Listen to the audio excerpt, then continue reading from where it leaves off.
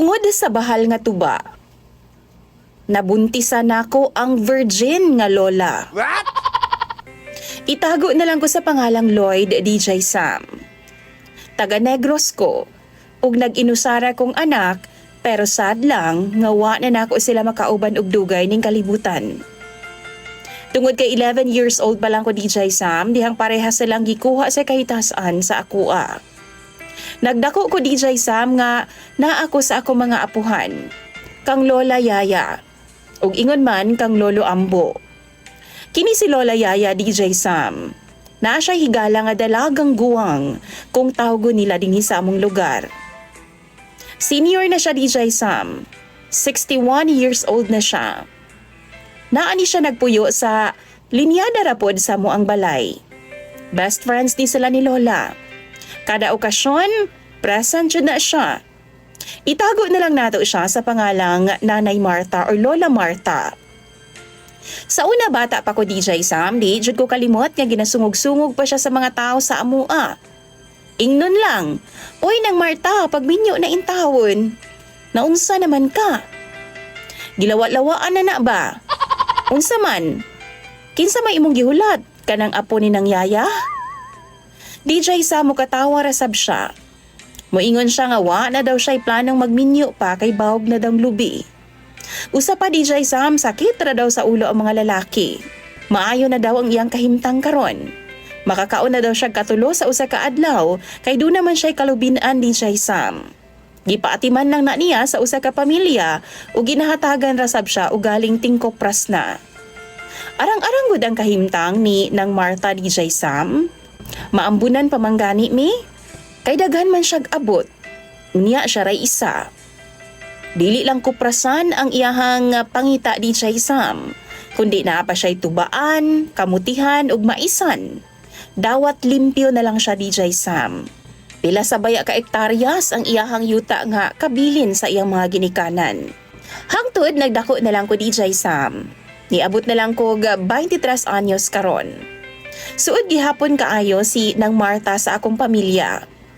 Usahay gani no siya ang mugasto og mubangka matag higayon nga mag-birthday ko DJ Sam kaniadto.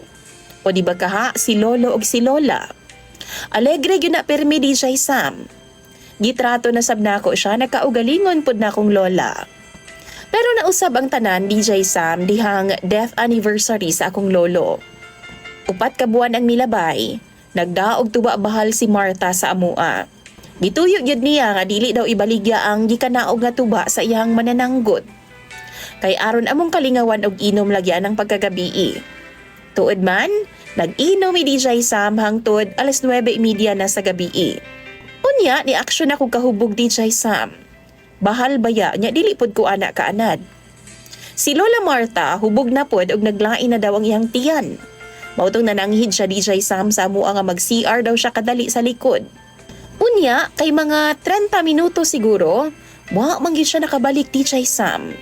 Maong gipasundan siya ni Lola kay nabalakan na lagi. Tuod man, gisundan pod nako siya DJ Sam. Tungod naglain man ang iyang tiyan, gipada ko ni Lola og haplas, kana bitawng gas nga naay mga herbs DJ Sam. Mao man na ang tugo ni Lola. Unya, pag abot nako, naatuod si nang Marta sa salog nga nagharay-haray. Giduol nako siya. Ug napansin nako nga nagsigin taon siyang utot-utot DJ Sam. So ginaisip nako basig natamaan siya sa bahal nga among giinom. Tapos hina na ba ang immune system kay tiguwang na gani. Ako siyang gipangutana DJ Sam nga okay na ba siya? Ana pa siya, gikabuhi daw siya pag-ayo. Maong gipahilot ko niya DJ Sam sa iyang kuto-kuto. Apil na pud ang iyang buko-buko. Gihilot na ako tibok lawas niya DJ Sam ug sa diyang pagbaba na ako sa may dughan. Iyahag yung ipahapyod og taman padulong sa ubos. Kay naalagi daw didto konektar sa iyang kuto-kuto. Muarang-arang daw iyang paminaw pag masindulan to. Gihilot pud na ako siya DJ Sam pero kay maglisod man ko. Kay naaman ang iyang t-shirt. Sige na lang kog kuot-kuot DJ Sam sa sulod. Mautong nakadesisyon na lang siya nga magkuha siyag habol. Naghubo siyag sinina, niya iyang gibukot ang habol aron dili nako siya makita nga hubo. Nakapanti lang siya sa sulod DJ Sam. Og ako nga wa pa taon kasulay og uyab-uyab DJ Sam, labi pag ana-ana. Naglain gid in taon nga akong gibati. Sa akong paghilot sa iya DJ Sam, murag namugnaw man ko. Ugwa na ko napansin nga naduot di ay sa iyang likod ang akong bunal nga isog na kaayo. Iyahaman ka ng gihikap DJ Sam, ana pa siya unsa man ang nanusok sa akong likod kasamok ba? Pagunit niya DJ Sam hingsamot ginintawan og wild ang ako ang bunal. Tapos giingnan pagyud ko niya DJ Sam. Nagahian di ka sa kuadong? Wa nagidintaon ko kapugong DJ Sam. Bisag na uwaw ko gamay, ako gid siyang nabirahan. Bisan dili gid unta angay. Tuod man wa pud siya miangal DJ Sam. Pero pag humana mo, nag-wild. Sugo kayo siya kay wa daw ko'y respeto niya. Pero atong time nga gibuhat namo to, nibalos biya siya DJ Sam. Miungol pa man gani. First time daw to niya. First time pud nako. Sakit daw kaayo DJ Sam. Bastos daw ko nga pagkabata. Giingnan ko niya DJ Sam nga tungod kay first time niya, nagdugo lagi daw. Pero wa man ko'y nakita DJ Sam nga dugo. Isumbong daw ko niya sa akong lola. Ug sa akong karatol DJ Sam, miluhod gid taon ko siyang atubangan og nanghangyo ko. Nagpakiluoy nga ayaw gid taon isumbong sa akong lola. Pero iya akong giingnan DJ Sam. Magampo na lang daw ko nga di siya mabuntis. What? Mabuntis? Unsaon pagkabuntis sa 61 anyos na DJ Sam? Pwede di ay na. Wa man gani nabuntis ang akong ig-agaw nga 36 pa ang edad. Paglabay sa pipila ka adlaw DJ Sam, nahilom ra pud siya. Pero galikay jud kog taman nga mag-abot ming duha sa balay. Pero niadtong niaging buwan lang DJ Sam, ana pa siya buntis daw siya. Ha? Paunsa niya pagkabalo? Basta buntis daw siya DJ Sam. Kay nidako daw ang iyang tiyan ug dikusog daw ang pitik sa iyang liog. Manghilutay daw ang iyang mama kaniadto DJ Sam kay bawo gid daw siya ug gasuka-suka po daw siya. DJ Sam ingon pa siya nako nga unsa daw ang akong plano sa among anak. Panagutan ba daw ko niya? Kay kung di, mapugos na lang gid daw siya nga isumbong ko sa akong lola.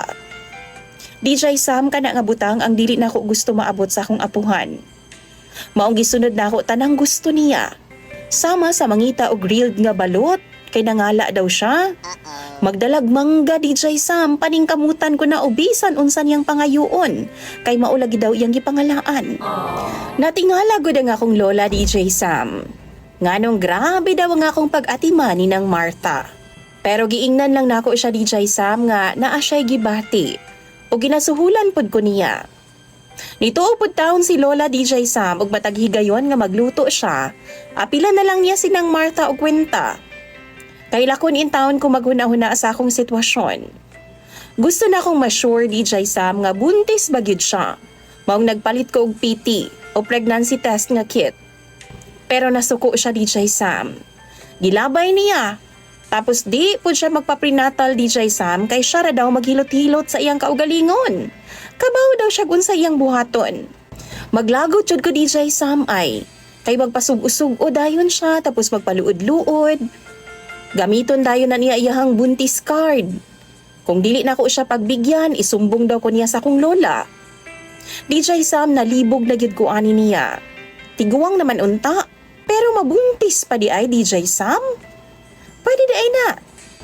Ana pa siya mag 5 months na daw ang iyang tiyan. Tanaw na ako murag nagdako gid bitaw ang iyang tiyan DJ Sam. Tapos gadaster-daster pa gyud siya. Kaisa ana DJ Sam no? Gipangutana ko niya kung gusto ba daw kumuhikap sa amo ang anak. Hilasan ko DJ Sam, maong nibalibad ko. Ingon pa siya ni aksyon na daw og gimok. Sayang daw kung dili daw nako ma-enjoy kana nga moment DJ Sam. Duda pa gid daw siya DJ Sam nga kambal daw ang among anak. Kay daghan na gid daw manglihok. DJ Sam galibog na gid in taon ko. Gaguol nga nabalaka. Unsaon ko mani? Buntis ba gina si Lola Martha paminaw ninyo? Unsaon ako pagsulti sa akong tinuod nga lola? Di pud ko gusto nga makalat ang balita DJ Sam kay lain kay paminawon nga nipatol kog tiguang og best friend pa jud sa akong lola. Kaisa ra man unta tuba? Nakainom pa jud kog tuba. Tambagi daw ko ninyo be mga viewers ni DJ Sam. Unsay angay na kong buhaton. Paliw